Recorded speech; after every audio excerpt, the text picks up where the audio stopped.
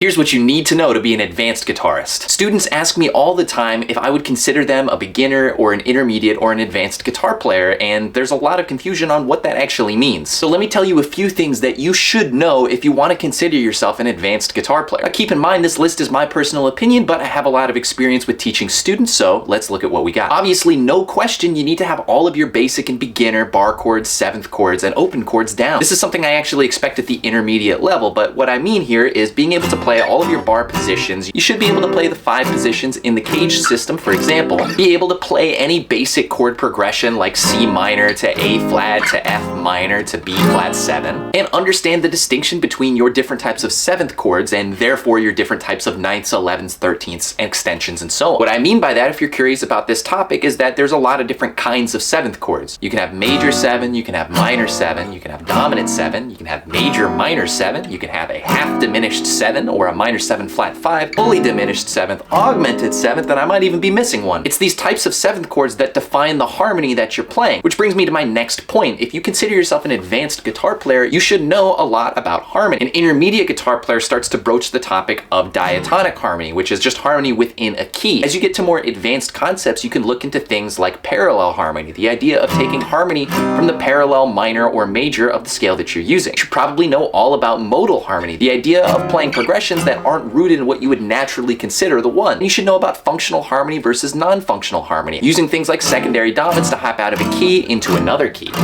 Jazz and blues harmony, which commonly use diatonic chords, tritone substitutions, and chromatic harmony in between. As an advanced guitar player, you probably have an interest in harmony and harmonic structures, how things are built, how things work together, and so you're not just looking at chords or harmony as a whole, you're also looking at the details, voicings, and voice leading. How do I take the same set of chords and create a progression that gives me a beautiful melodic line within the chords? Or how do I create a walking bass line that follows my chord positions? The talks that you can have about harmony are endless, but these are just a few of the ideas that I would expect you to know as an advanced guitar player. And as we're talking about harmony, we have to talk about melody, the idea of creating things one note at a time. This is more than just a knowledge test to be an advanced guitar player. It's also a fundamental technique and practice test. You should be able to play on the guitar a bunch of different types of scales, which is how we create melody in music most of the time. Your typical scales that you would learn as a beginner or intermediate are the major scale, the pentatonic scale, the blues scale as a derivative of that, the natural minor scale, the harmonic minor scale, or the gypsy minor scale. You should be able to play arpeggios, which are melodic forms of chords. But as an advanced guitar player, I would expect for you not only to be able to play these melodic positions, but also to understand what they're used for and what the best case practice is. See, as you start to learn more scales, you start to realize that you have multiple options for the same job, and it's your choice and your design to figure out what scale you'd like to use. And you do that by understanding what key tones the scale has in it and what kind of sound it produces. We all understand that the blues scale creates a bluesy sound, so if you're trying to make an impression that's bluesy, you might want to flop over to that for a second, but you don't always want to have a bluesy sound. Over that same minor progression, you might create something more of a Dorian sound or a natural minor sound so that you can accentuate different notes within the scale. But of course, this corresponds to all of your harmony training. If you're playing a minor 6th chord, that Dorian scale comes in clutch, but if it's one of these flat 6 chords, you're going to want to play that natural minor scale to make sure that you accent those notes. I just used that word Dorian, and that's one of your 7 basic modes that you should certainly have down as an advanced guitar player. This is a topic that I love to help people out with because it's kind of confusing when you start to learn it. From a conceptual practice, it's the idea of taking a regular major scale, but focusing on a different note of the scale as the root, forcing resolution to be on a different note than the 1. When you do this, it creates a unique scale pattern that you can look at as tonal harmony all on its own. You want to recognize chord progressions that would serve to use that Dorian or other modal scales instead of the regular natural minor scale like I just highlighted earlier. And with 7 ridiculous names like Ionian, Dorian, Phrygian, Lydian, Mixolydian, Aeolian, and Locrian, you have to learn all of these things and what they mean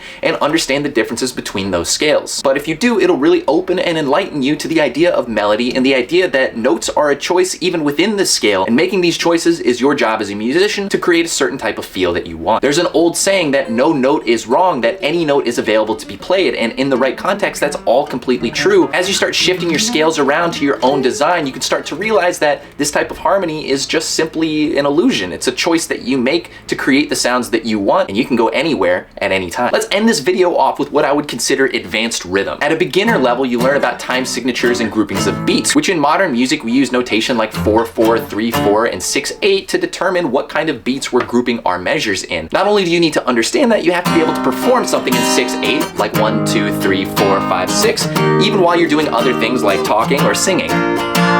Rhythm gets more difficult as you get to more difficult types of groupings, and it's all in the way that you perceive and feel the music. If you do something in 7s and you're the type of player that counts to 7, 1, 2, 3, 4, 5, 6, 7, 1, 2, 3, 4, 5, 6, 7, it's going to be pretty normal for you to get lost. A more advanced player will be able to feel the rhythm of 7, which feels a lot like 8, but missing a beat.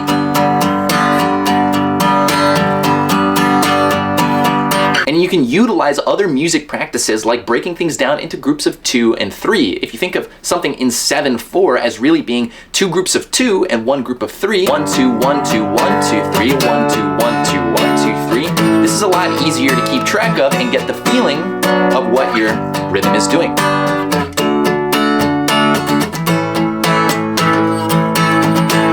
An advanced rhythmic player will know about the pocket. This is the middle of the beat or the groove that you're trying to feel, but realizing that there is wiggle room. You can intentionally stay a little bit off the beat to create a sort of sluggish sound in your environment. Drummers know a lot about either falling behind or ahead of the beat to create a little bit more of a rushed sound. You want to be able to directly nail in the middle of the pocket and also be able to create room on either sides depending on the type of feel and vibe that you're trying to get. You want to know rhythms from different cultures like bossa nova rhythms, reggae rhythms, funk rhythms, jazz rhythms,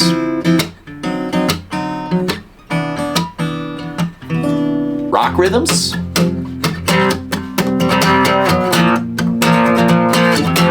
metal rhythms, pop rhythms, country rhythms. The list goes on and on. Being comfortable in multiple styles of rhythms will allow you to feel the way that you want to feel depending on the type of music that you're trying to play. There's a lot more in each of these topics that I could go through, but I'm curious, as somebody that's learning from my community, I probably have a lot of more starter and beginner guitar players. So how do you feel about all of these topics that I just said? Does it all sound like nonsense to you? Do you feel like you're well on your way of working through it? And do you want any videos on any of these specific things? Please let me know in the comment sections below. You can reach me more directly through my Patreon, which you can join for free. The link's in my profile, and also I have a new song coming out on November 28th in just about a week and a half. So go ahead and pre-save it with the link in my profile. It's coming out on Spotify. You can check out my other music, which is already available from my new album that I put out this year. Thank you guys for watching, and I'll see you for the next one.